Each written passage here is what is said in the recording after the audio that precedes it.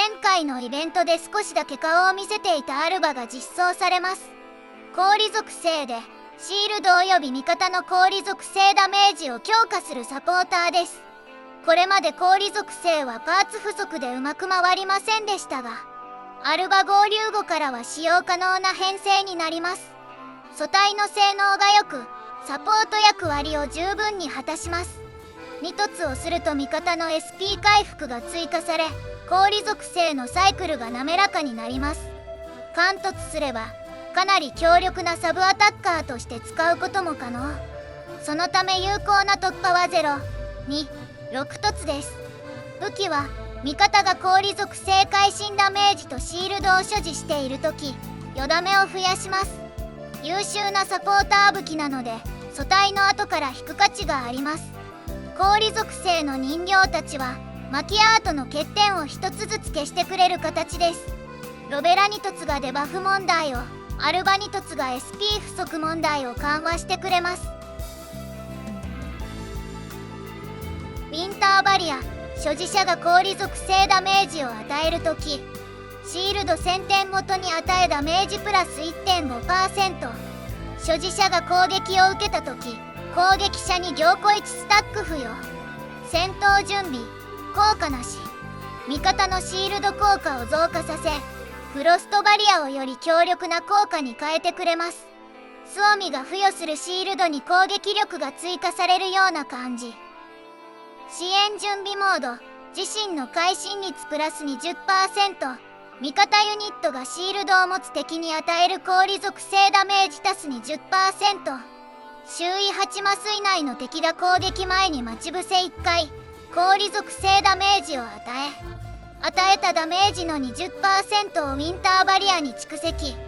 ターンごと最大3回、待ち伏せ攻撃でダメージを与え、味方のシールドも回復します。シールドを持つ敵という条件が厳しそうに見えますが、2スキルと連携すれば簡単です。液体窒素毒針、4マス以内の敵にハイポサーミア、受ける氷属性ダメージプラス 20%。デバフ付与。範囲内の敵が攻撃を受ける前、氷器がない場合、その敵の HP をアルバ攻撃力 500% 分減少させ、氷器に変換。ターンごとにユニット1回。範囲内で敵のシールドが破壊され、アルバと8マス以内ならアルバが1回攻撃。そのシールドが吸収したダメージの 40% 分の氷属性ダメージ。氷器、後で消費されるシールド、破壊時、所持者に氷霜付与。氷霜、受ける氷属性ダメージプラス 20%。寒気になると解除。説明はかなり複雑ですが、簡単にまとめると次の通りです。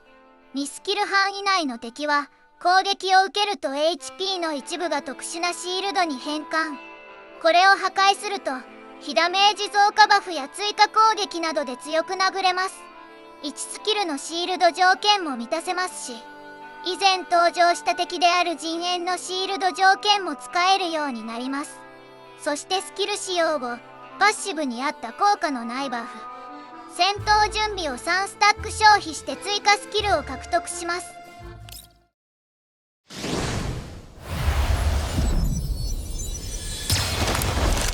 リミッター解除。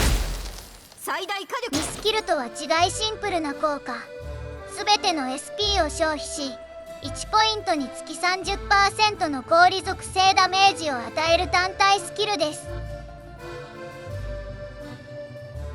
セッティングは汎用のダメ押し、同時に追加される近接強行、鋼突なら霊気です。オプションは一般的な攻撃ボーナス、会心ダメージ。